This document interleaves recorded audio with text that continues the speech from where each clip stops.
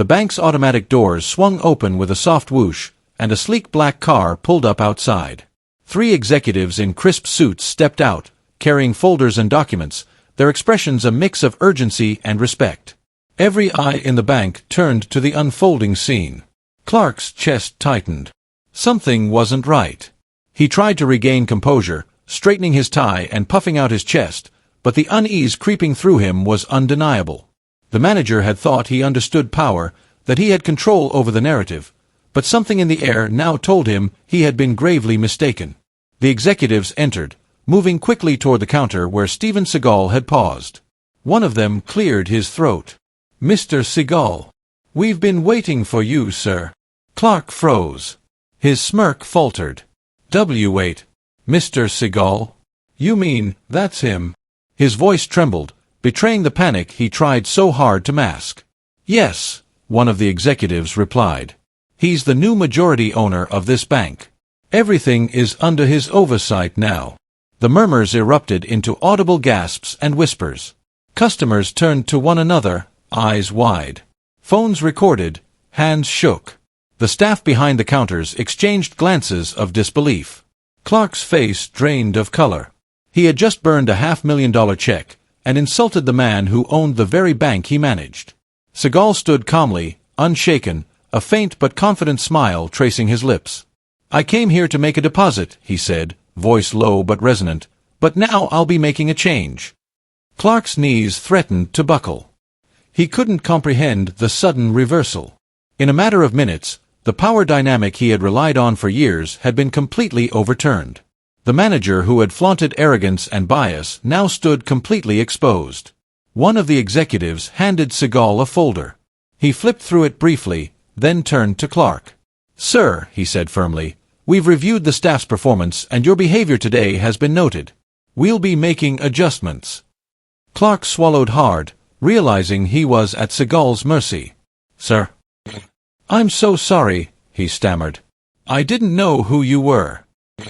I didn't mean." Seagal lifted a hand to stop him, his gaze steady and commanding. "That's exactly the problem," he said quietly. "You shouldn't have to know who I am to show respect. Respect is not reserved for the powerful. It's owed to everyone, regardless of status."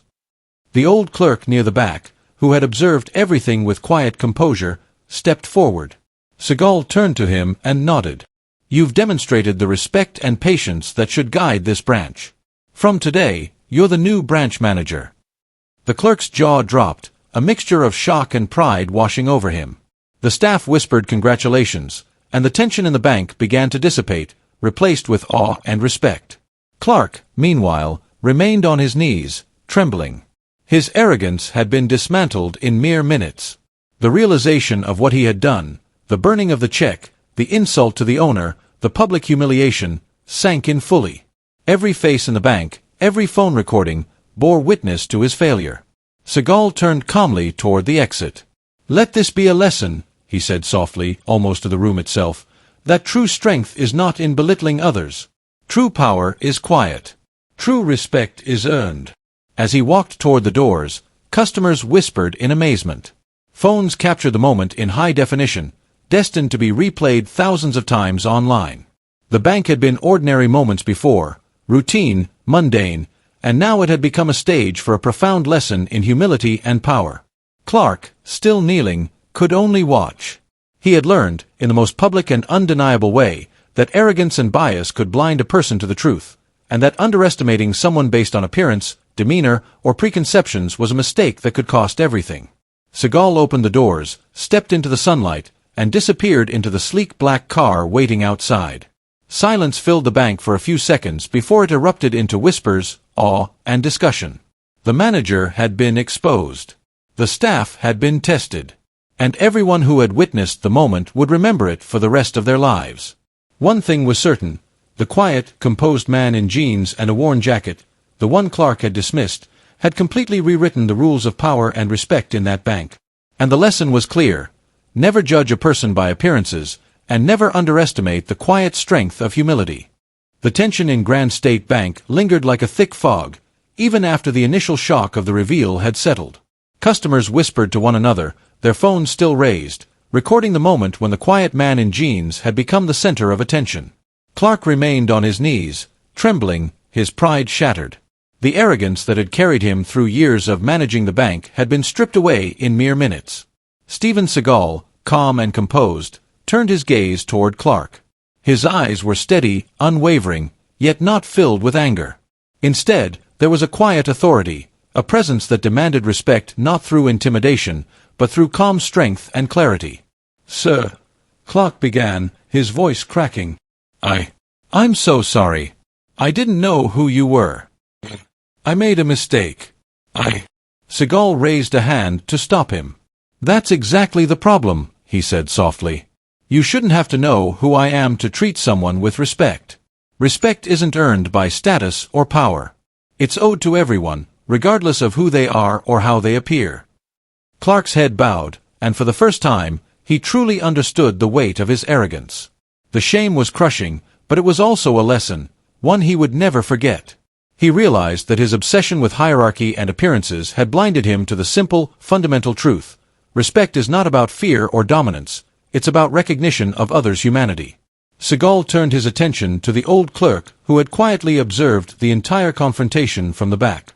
Unlike Clark, the clerk had shown calm, composed respect even in the face of chaos. "You," Seagal said, gesturing toward him, "have demonstrated the patience and respect that should guide this branch. From today, you're the new branch manager." The clerk's jaw dropped. A mixture of shock, pride, and disbelief crossed his face.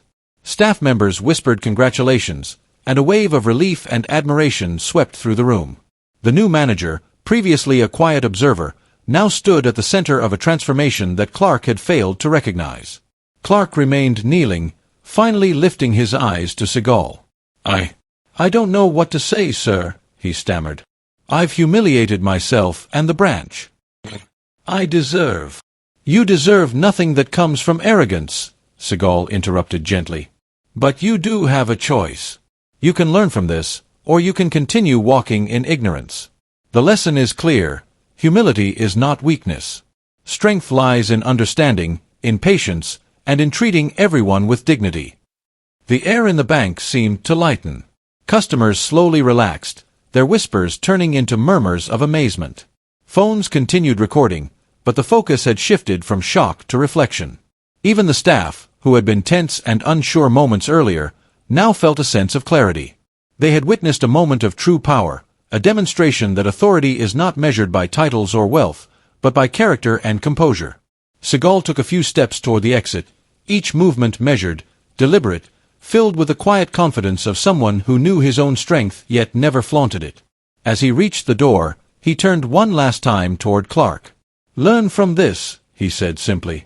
"And remember, respect is a language everyone understands, even when words fail." Clark nodded weakly, understanding the gravity of the moment.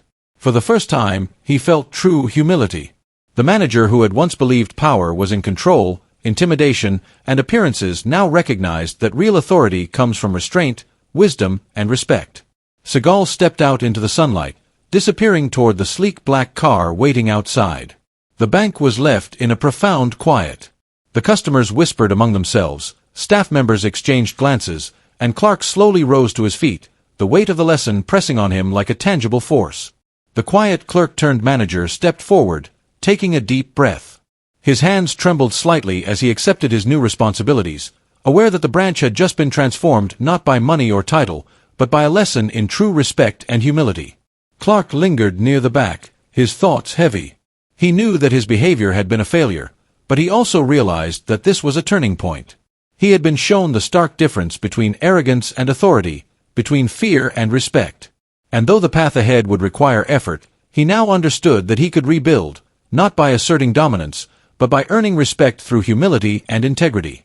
The bank, once ordinary and routine, had been forever changed. And in that quiet aftermath, one truth echoed louder than any voice in the room: true power is silent, and true respect is earned. The bank had returned to a semblance of normalcy, but the atmosphere was forever changed. The fluorescent lights illuminated a lobby that now felt different, charged with the silent lessons of the morning. Staff members moved quietly, their usual chatter replaced by thoughtful murmurs. Customers lingered longer than usual, some sharing their amazement with each other, still processing what they had just witnessed. Clark, once the embodiment of arrogance and unchecked authority, sat quietly at the back of the lobby. The weight of humiliation and revelation pressed heavily on him. He replayed the events over and over in his mind. The way he had underestimated a calm stranger, the burning of the check, the whispered awe of customers, and finally, the revelation that Steven Seagal, the quiet man in jeans, was the majority owner of the bank. For the first time in his career, Clark experienced the true meaning of humility. He realized that respect isn't something you demand or assert through titles, money, or intimidation. Respect is something earned through character, through composure, through the way you treat others when no one is watching. The arrogance that had once been his armor now felt like a heavy burden, and the lesson of the morning would be one he could never forget. Steven Seagal's departure had left a quiet echo. The customers and staff, having witnessed an extraordinary confrontation, now carried with them a new understanding. Power is not loud, and strength is not measured by fear. The calm authority that Seagal exhibited, the quiet confidence, the unwavering respect for everyone in the room, these were far more potent than any display of arrogance. The old clerk, now appointed as the new branch manager, stood tall behind the counter. His eyes reflected the awe and responsibility of someone suddenly entrusted with leadership. He understood, as everyone in the bank now understood, that authority is not about asserting dominance. It is about guiding, protecting, and inspiring through example. Clark, kneeling earlier in shame, now watched with a mixture of regret and newfound clarity. He realized that the path to redemption would require effort, patience, and a complete shift in mindset. Seagal's words echoed softly in his mind. You shouldn't have to know who I am to show respect. Respect is owed to everyone, regardless of status. This simple truth, delivered with quiet authority, had unraveled years of arrogance and prejudice in moments. The lesson was timeless. Humility is a strength, not a weakness. Respect is universal, not conditional. Outside the bank, the sun shone brightly, as if signaling the start of a new day, not just for the branch, but for everyone inside. The customers slowly left, their faces reflecting awe, admiration, and contemplation. Many whispered to one another about the quiet man who had walked in unassumingly and left a profound impact. Phones recorded the aftermath, videos destined to travel far beyond the walls of that ordinary bank, carrying the story of humility, power, and respect to a much wider audience. Clark rose to his feet, still heavy with the weight of his lessons, but ready to try again. The arrogance that had once defined him would no longer guide his actions. He now understood that real authority is earned, not demanded, and that every interaction carries weight, whether someone is powerful or unknown. The memory of the burned check, the whispers of the crowd, and Seagal's calm presence would remain with him forever. A constant reminder that humility is the foundation of respect, and respect is the foundation of true leadership. Seagal, gone but never forgotten, had left more than a lesson in wealth and power. He had left a blueprint for living with dignity, patience, and integrity. The bank, its staff, and the customers had all witnessed a rare form of strength, one that requires no shouting, no display, no intimidation, only quiet confidence, humility, and respect for every human being. And so, the story concluded, but the lesson lingered. Respect isn't reserved for the rich, the powerful, or the famous. It's owed to everyone, especially when you think no one is watching. Because one day, the person you look down upon might be the one you end up looking up to. Type respect in the comments if you believe humility is real strength. And tell me where you're watching from. Every kind soul deserves recognition and gratitude. True power is silent. True respect is earned. The morning at Grand State Bank started like any other Monday. The hum of fluorescent lights, the chatter of customers, and the faint click of keyboards filling the air. But for Manager Clark, it was the perfect stage to showcase his ego. He strutted through the lobby like he owned the place, his gold watch glinting under the lights, barking orders at staff, and sneering at anyone who dared stand too long at the counters. Then, in the midst of his self-importance, a man walked in, jeans, a slightly worn jacket, calm face, no bodyguards, no flashy entrance. Just a quiet, confident presence. The kind that makes people instinctively notice, even if they don't know why. Steven Seagal. Clark barely looked at him, assuming he was just another, small-time customer. Sir, this counter is for real clients, not dreamers, he said, his voice dripping with disdain. I just want to deposit a small check, Seagal replied softly, pulling an envelope from his pocket. His calm, unshakable demeanor made Clark's smirk falter for a split second. But arrogance is a powerful drug. Clark waved a hand dismissively. "Oh, sure. Let's see how small it is." Seagal handed over the envelope. The manager ripped it open, expecting something trivial. Maybe $100, maybe a check so insignificant it would confirm his assumptions. Instead, he froze. Inside was a check for $500,000. His eyes widened, but pride wouldn't let him admit the truth. "Nice prank," Clark sneered. "You think fake checks impress me? Get out before I call security." The staff exchanged nervous glances. Some whispered. Others laughed awkwardly. Clark, blinded by his arrogance and bias, didn't notice the subtle smile that curved Seagal's lips. "Sometimes arrogance blinds the eyes that should see," Seagal said quietly, his voice calm but firm, like a storm waiting to strike. Clark didn't hear wisdom. He saw only a chance to humiliate, a way to remind everyone who was in charge. Without thinking, he dropped the check into a trash bin and flicked his lighter. Flames licked the paper, smoke curling into the air, carrying with it a sense of finality, or so he thought. And then, silence. Every head in the bank turned. Customers stopped mid-step. Phones appeared, recording every second. Nobody had expected this. And at that moment, no one inside the bank knew that the man they were about to witness would change everything, including Clark's life, in the next few moments. It was a hectic Monday morning at Grand State Bank, the kind of morning where everyone moved faster than usual, tellers tapping away at keyboards, customers shifting impatiently in line, the faint hum of the air conditioner blending with the occasional beep of a scanner. But in the middle of it all, Manager Clark was in his element.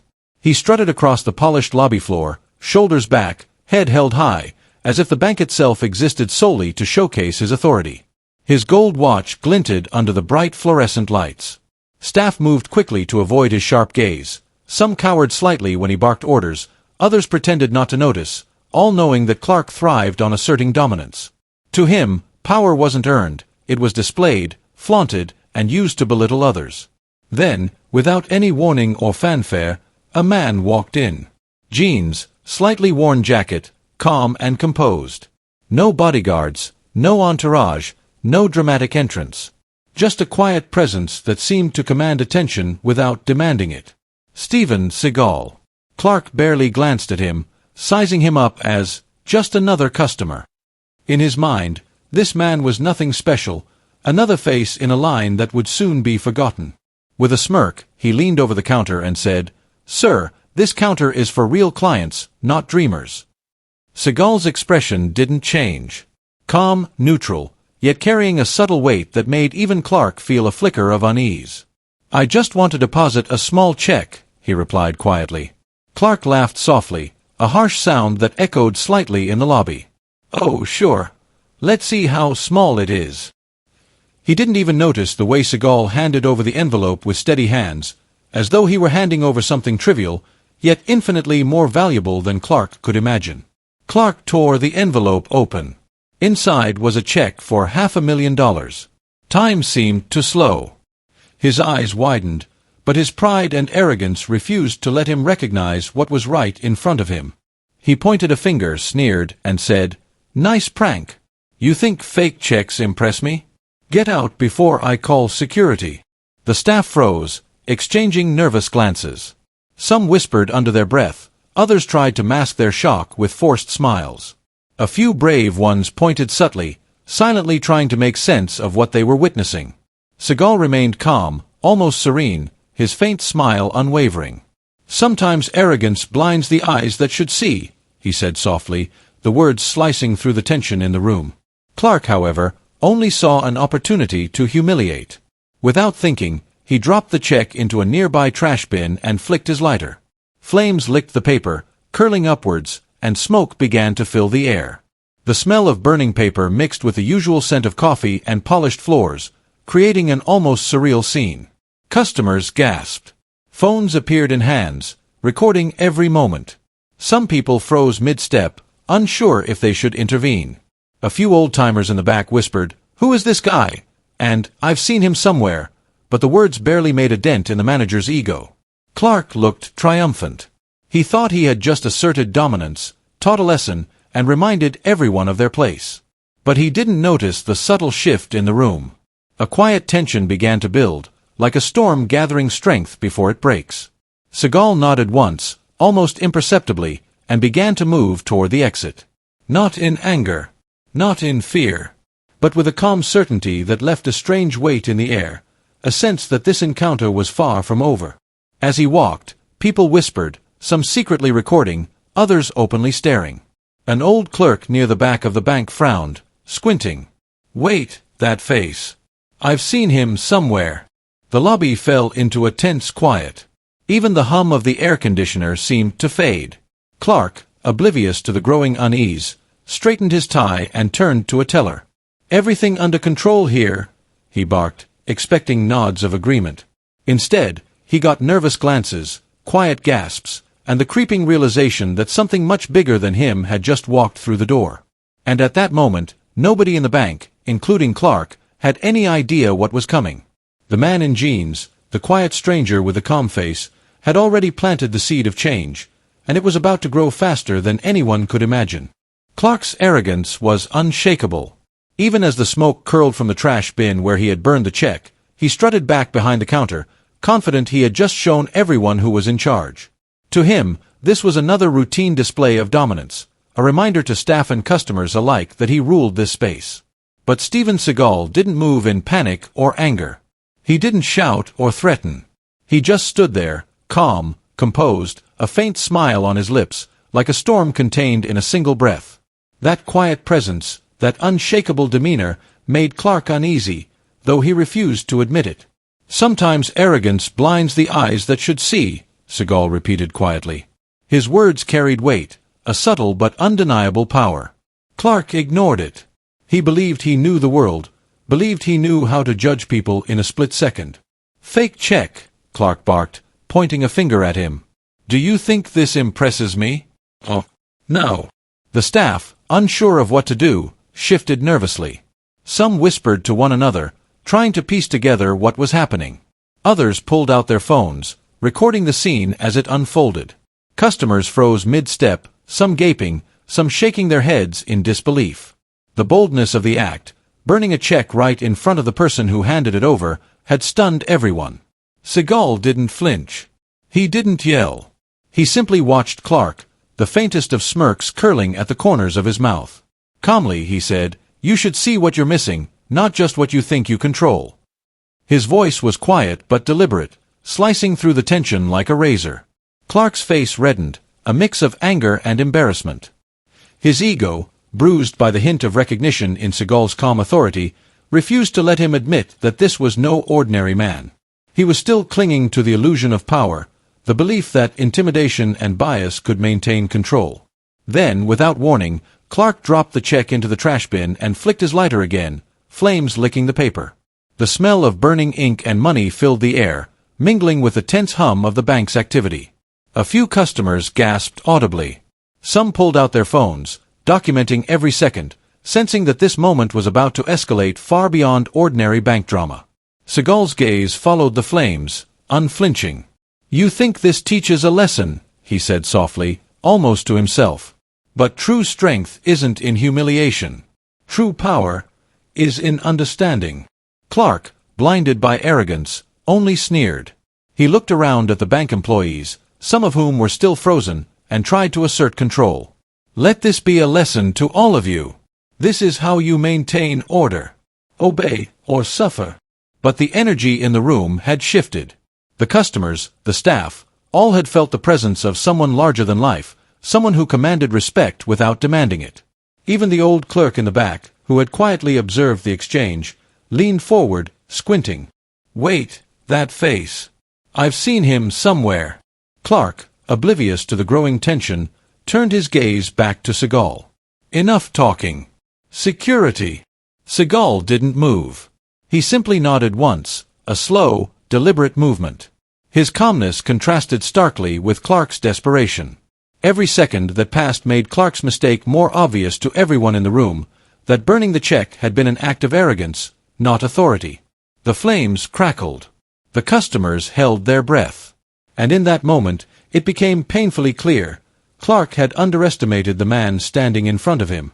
The quiet stranger in jeans and a worn jacket, the one who had walked in without a fuss, was about to change everything Clark thought he knew about power and respect. Clark's smirk faltered. He looked around nervously, noticing the phones, the wide eyes, the whispers. But it was too late. The seed of doubt had been planted, and the quiet storm that was Steven Seagal was ready to make its presence known. As the flames consumed the check, a hush fell over Grand State Bank. The usual Monday chaos was replaced by stunned silence. Customers froze mid-step, phones raised in trembling hands, recording every second of the shocking scene. Even the tellers, usually so busy and distracted, stopped typing, their eyes fixed on the unfolding drama. Clark stood behind the counter, chest heaving, a mix of triumph and unease twisting his features. He believed he had just asserted dominance, proven his power, and reminded everyone who truly ruled the space. But something in the air told him that the situation had slipped beyond his control. Steven Seagal didn't flinch. He didn't yell, he didn't retaliate. He simply nodded once, his calm presence anchoring the chaos around him. Then, with measured steps, he turned and began walking toward the exit. His movements were deliberate, unhurried, and full of quiet authority, the kind of presence that makes people instinctively pay attention, even without words. Whispers began to ripple through the crowd like a wave. "Who is that?" one customer muttered, voice barely audible. "I feel like I've seen him somewhere," an old woman whispered to her companion, her eyes wide. Phones clicked and recorded. Every observer knew, deep down, that something extraordinary was happening.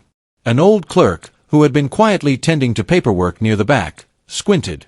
His heart skipped a beat as recognition began to dawn. "Wait, that face. I've seen him before," he murmured, almost to himself. Memories flashed, television appearances, old movies, martial arts documentaries. Slowly, comprehension spread across his face. "That's Steven Seagal." Clark, oblivious to the whispers and recognition spreading like wildfire, barked at the staff, trying to reassert his control. "Everything under control here. Don't get distracted." But his voice rang hollow, almost desperate, as the energy in the room had shifted. The bank no longer belonged solely to him. The murmurs grew louder. Phones recorded and uploaded clips in real time. People exchanged glances, eyes darting between the calm man walking toward the exit and the stunned manager behind the counter. There was a collective sense that the rules had changed, that this was no ordinary confrontation, and that Clark's arrogance had just placed him on the wrong side of history. As Seagal approached the door, the crowd instinctively parted, giving him space. Each step he took was precise, controlled, carrying an unspoken authority that contrasted sharply with Clark's forced dominance. The manager's face began to pale, realizing too late that he had grossly underestimated the man standing before him. A few brave customers dared to speak up, whispering questions, while others captured every moment on video. "Is he really Steven Seagal?" one young man asked, eyes wide. Another shook their head, muttering, "He looks calm, but you know he could handle anything." Even the staff who had laughed nervously moments ago now looked on in awe. Respect, the kind Clark had never understood, was radiating from Seagal without him even trying. Every glance, every subtle movement carried the weight of experience, of power that didn't need to be shouted or flaunted. And then the door opened. A gust of cold air swept in, and all eyes turned outside. In that moment, the bank seemed to hold its breath. Something significant had arrived, something that would change everything for Clark, the staff, and every customer who had witnessed the scene. Seagal paused at the threshold, hand lightly touching the doorframe. The whispers grew louder. Phones pointed at him from every corner. The old clerk in the back whispered again, louder this time, "It can't be, the Steven Seagal?" The manager's confident posture faltered. For the first time that morning, Clark looked uncertain. The seed of doubt, planted moments earlier by arrogance and bias, had blossomed fully. The air was thick with anticipation. Every person in that bank could feel it, that this encounter, seemingly ordinary at first, was about to become extraordinary. And just like that, the calm figure of Steven Seagal outside the door had set the stage for a revelation so shocking, so absolute, that no one in the bank would ever forget the events of that morning. The silence of awe and suspense hung heavy, waiting for the next move, The moment when truth would finally be revealed, and Clark would realize who he had truly underestimated.